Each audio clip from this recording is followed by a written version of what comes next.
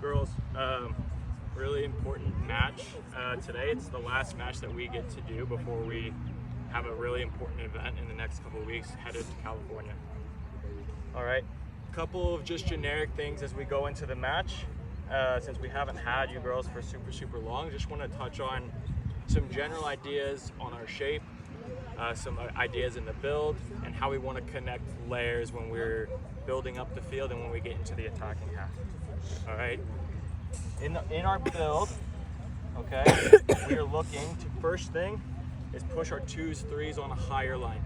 All right, we've talked a lot about playing the highest available player at the earliest available time.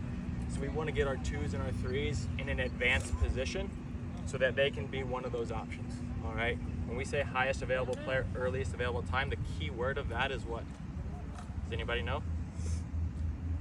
It's available, right? So if the highest available player in our build, we can bypass and go, let's say there's a gap and we can play into our 9, we want to try to do that. If that's not on, right? If maybe they're condensed and their 6 is blocking it, and the highest available player is the 10, then we look to play the 10, and then so on and so forth. If that's blocked off, and the highest available player is the 2 or the 3, we want to find the 2 or 3 on a higher line. All right.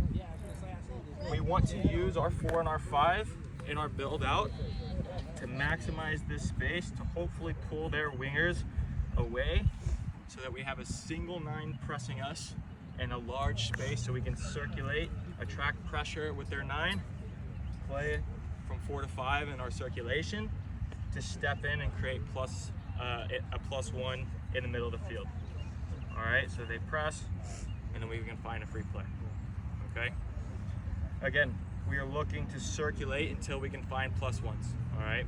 Occasionally that's gonna be from us passing the ball. Sometimes it's gonna be from us driving in like we just showed. As we advance high up the field, all right, we're still looking to create 2v1s on higher lines. If it's the 2 or the 3 that we have found and we've taken space up the field, our 2v1 is then with their outside back and our either 7 or 11, in this case it's the 11, and our 2 and 3. When this happens, we want to slide and make sure that our countermeasures are accounted for, right?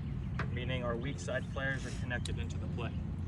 As we advance up this field, weak side players, we still connect, even in the attack. All right, so we get runs from, let's say our 9, get runs from the 7, and maybe a 10 to get in the box. Looking for services behind the back line to attack. All right, a couple of just generic things defensively as well. All right, when they have the ball in their half, all right, and we're trying to get in an organized shape,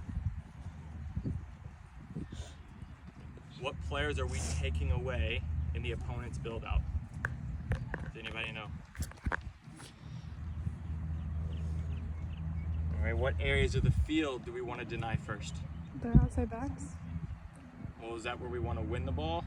Or is that where we want to deny them from going? The open space in the middle. Open spaces in the middle. Okay, so a couple of the key things. In our shape, in our 4-3-3, we have 2 6s, we have a 10, we have a 7, 9, and 11. The positioning of these players and our central midfielders is compact, okay? Compact so that, Ash, we can trap them where? In the outside? In the outside channels.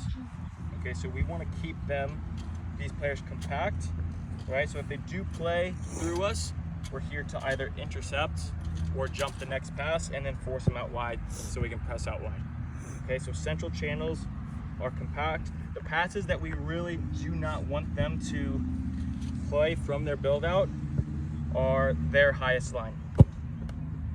Okay, so we can't be cheating this line here, allowing this player space to drive and hit this pass. Okay, so we stay compact first, forcing it to an area where we want to press. All right, the other thing we want to make sure is the distance between the player on the ball and the player pressing, because we can stay compact and still allow balls over the top, which is still bad for us. That means they can still find these players. Okay, so as they're circulating the ball, we shift, we stay compact, but we also want to make sure that we're always building pressure on the ball so that central areas are compact so they don't play through their 6s or their 8s, but we're also close enough to deny long in case they want to go big. Does that make sense for everybody? All right, starting lineup. Delaney, you're going to start in the 3. We have Sierra and Ellie playing the 4 and 5. Izzy, you're going to play the 2, the right back. All right, KP and Bree, you guys are going to play in the double pivot. Leah, you're going to play in the 10. Ash in the 9. Madison on the 11. And Z in the 7. All right, sound good?